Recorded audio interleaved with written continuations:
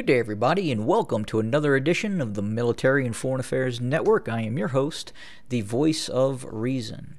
Today, we are now in day 48 of the ongoing war between the Russian Federation and Ukraine. And before I jump in to a synopsis of the ongoing fighting that is taking place, I wanted to talk about the fog of war and some of the mistakes that can happen on the battlefield. And the reason I bring this up is there is a video that is making the rounds, and it shows a group of what appears to be Ukrainian soldiers, approximately maybe a half dozen or so, around a knocked out Russian VDV BMD armored infantry fighting vehicle, the type of armored infantry fighting vehicle Russian airborne units have utilized in the course of this conflict. And the Russian airborne vehicle is on the side of the road. It's kind of at a cant. You can clearly see it has been knocked out and either ran off the side of the road or was pushed off the side of the road at some point.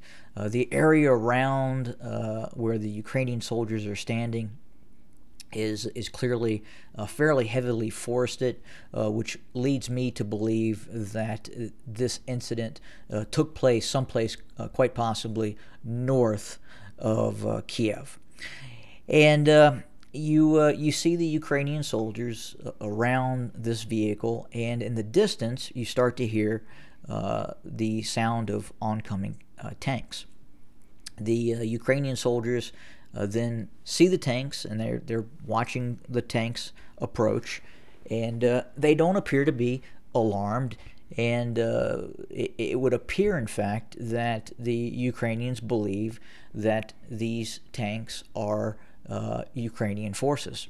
In the Ukrainian forces, you can clearly see the blue tape on their arms, identifying them as Ukrainian forces. The type of uniform and weapons and Kevlars that they're wearing clearly show these are in fact Ukrainian forces, without a doubt. Now, as the tank approaches and continues to get closer and closer and closer, if you have the opportunity to see the video, you can go to southfront.org and you can see it there. They have a full length of the video at that site, and multiple different views of the video as well. But I want to tell you, it is very disturbing. Now, as these tanks approach, it's difficult for me to identify what tank is in fact approaching. It could be a T-64, T-72. A T-80, you can clearly see it has reactive armor on the front. A little bit more difficult to see the hull front of the vehicle. It looks like there is some sort of white square, almost like they may have painted over a Z but again, I don't really know what that is signifying. But more importantly, those Ukrainian troops, as they see the tank approaching, are really not overly concerned by the vehicle, and then there's another tank behind that vehicle as well, and you can clearly see they're traveling in some sort of semi-tactical convoy formation. You can also see that the tank commander is fully extended on the turret. He is not down in the hull. He doesn't appear to be really concerned about the Ukrainian troops that are in front of him. And then as the tank gets within about 25 yards, maybe 25 meters, give or take or few, of the Ukrainian troops, it fires and looks like it kills all of those Ukrainian forces that were there, kind of coalesced around that Russian armored infantry fighting vehicle, the BMD. So I don't know what to make of it. If it was a Russian unit that was advancing it seems likely that if the Russian tank wasn't sure of what was in front of him, he would have stopped at a much further distance and really started kind of scanning, just trying to figure out what was in front of him. And the way he was positioned outside of his commander's hatch, he clearly didn't seem to be concerned with these Ukrainian forces. And if you're in a tank unit and you're kind of doing this tactical road march down the road, and you believe that there are opposing forces in front of you, where you're also concerned with what's to your right, what's to your left, and they're going to be moving in a little bit different manner, especially if they think that there are opposing forces directly to their front. And that tank, and specifically that tank commander, really doesn't appear, he just has a really nonchalant kind of posture, and he doesn't really seem to be concerned with what's in front of him. And then all of a sudden the tank fires its main gun directly into this group of Ukrainian forces, and immediately the camera goes blank. Now then there's another video that shows the exact same incident further down the road behind the Ukrainian forces, and you can clearly see that how close this tank is when it fires. I'm almost of the opinion, and I could be wrong on this, is that the gunner on that tank that is approaching the Ukrainian forces, we don't know if it was Russian, we don't know if it was Ukrainian, but it seems to me like it may have been a mistake. For whatever reason, it was an accidental discharge of that main gun into those Ukrainian soldiers, because for the life of me, it just doesn't look right. If it was a Russian unit, I believe they would have stopped or slowed down, and they would have started scanning. You would see the turret kind of moving around left and right and trying to figure out what exactly was in front of them. And more specifically, the tank that fired could clearly see that these were Ukrainian forces 100 yards down the road before it closed the distance. Matter of fact, it would become more difficult for that tank, or specifically that tank gunner, to identify those Ukrainian forces because they were so close. Those Russian, if it was a Russian tank, and it would have been able to clearly see that those were Ukrainian forces at a much greater distance down the road, and in all probability would have probably fired at a much greater distance if in fact it was a Russian vehicle, which I don't think it was. I believe it quite possibly, again, was a Ukrainian vehicle. It looks like it's a T-64, and those are commonly used by the Ukrainian military. The white box on the front of it don't really understand that. Now am I saying emphatically that it was Ukrainian and not Russian? It could have been Russian as well. But it's really difficult, at least for me, to really kind of identify what vehicle that is.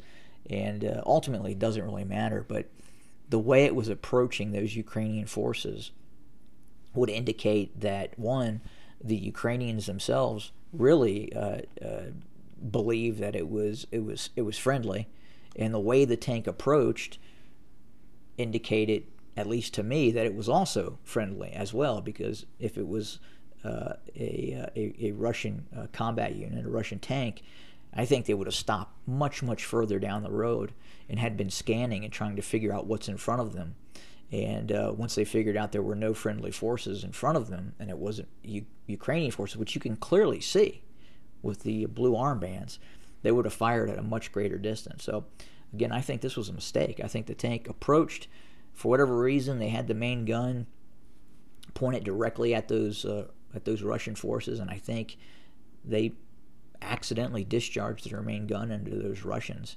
That's what it looks like to me. I don't understand how this went down and why it went down the way it did, based on my experience, we would have stopped much further trying to figure out who these guys were at just as we kind of, it almost looks like there's a little bit of a bend in the road. And right then, if we would have identified troops to the front, we would have stopped, and we would have been looking and then getting on the radio and saying, hey, do we have anybody to our front? And then once we figured out that these were bad guys, we would have opened fire at a much greater distance. But again, it really kind of looks strange to me. Anyway, I wanted to cover that real quick. Feel free to check out the video yourself and comment in the comment section. In the ongoing fighting, we are continuing to see Ukrainian forces attempting to make inroads towards the city of Kherson. We are seeing kind of back and forth attacks going on with Ukrainian forces making some headway towards Kherson, and at the same time we see the Russian forces launching counterattacks, utilizing tactical air assets to try and rebuff this Ukrainian offensive towards Kherson. We think at this point it's going to be very, very difficult for Ukrainian forces to retake Kherson. Now they are getting a bit closer, and we are continuing to see the Russians also counterattack in some areas in an attempt to drive back Ukrainian forces. In Mariupol, we continue to see the Russians making headway in Mariupol. We just received reports today that a Marine naval infantry unit of the Ukrainian armed forces had surrendered in Mariupol.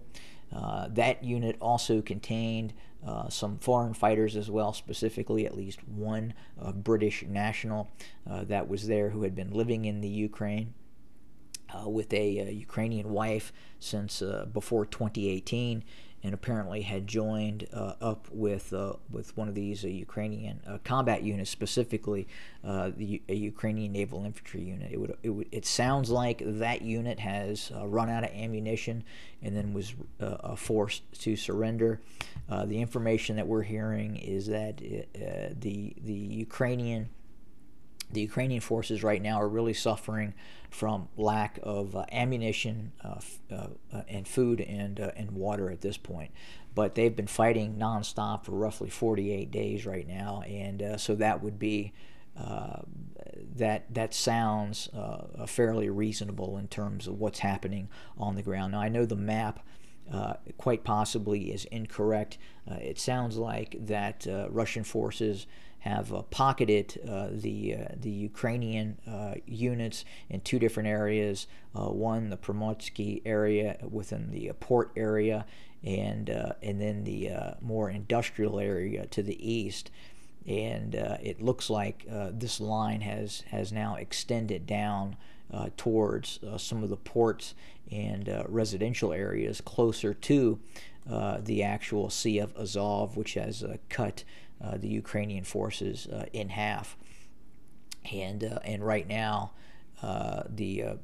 we're still getting reports of some very heavy fighting. There's even some reports that that indicate the possible use of some sort of a poison gas or some sort of chemical type of munition that may have been used.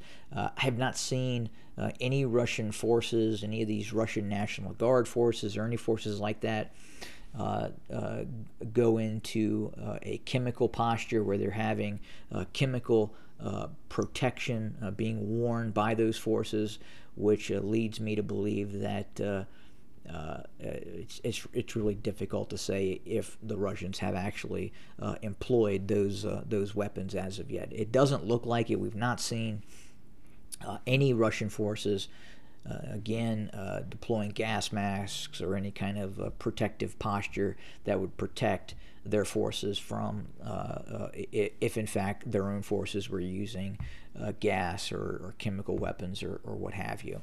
So we're not sure.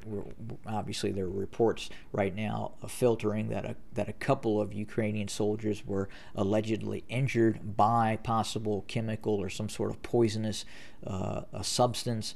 but it's difficult to say at this point what it was, or was it just something in the environment as we're seeing the use of fairly heavy weapons in a major city, and it's possible that it could be something completely different than an actual chemical agent deployed by the Russian armed forces.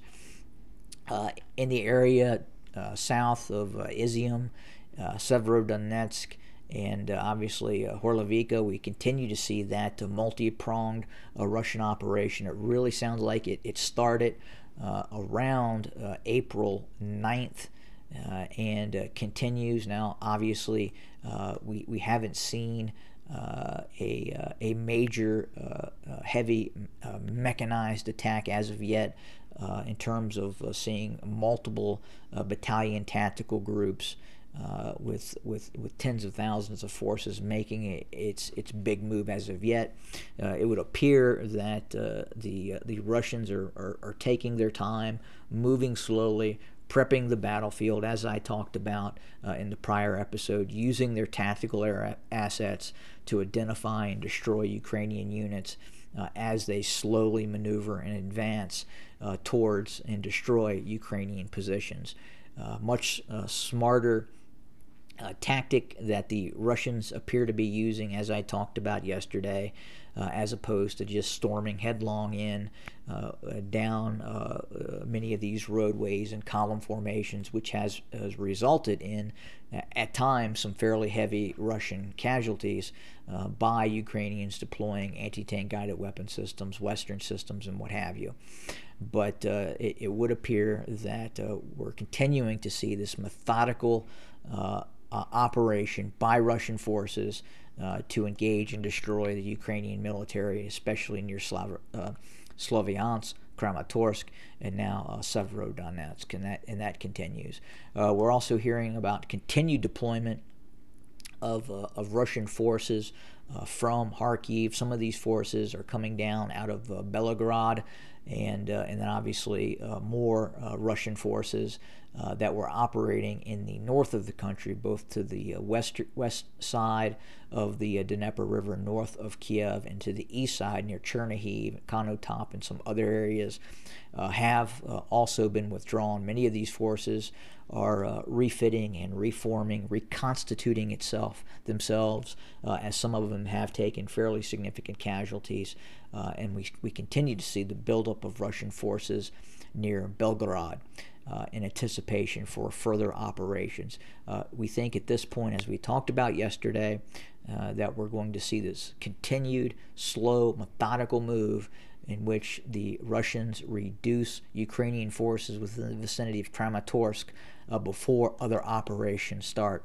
Obviously, they're also reinforcing their positions near Kherson as the Ukrainian forces continue to pressure and probe Russian forces that continue to occupy on the west side of the Dnieper River.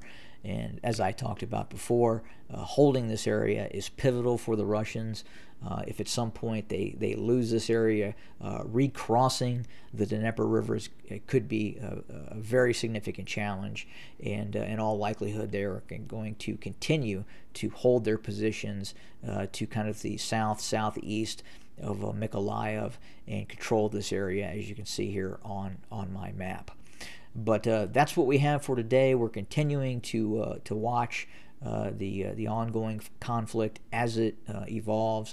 And if you want to comment on the first part of the video in regards to that incident that occurred, please feel free to do so. I'd love to hear your opinion on what you have to say. Have a great day, everybody.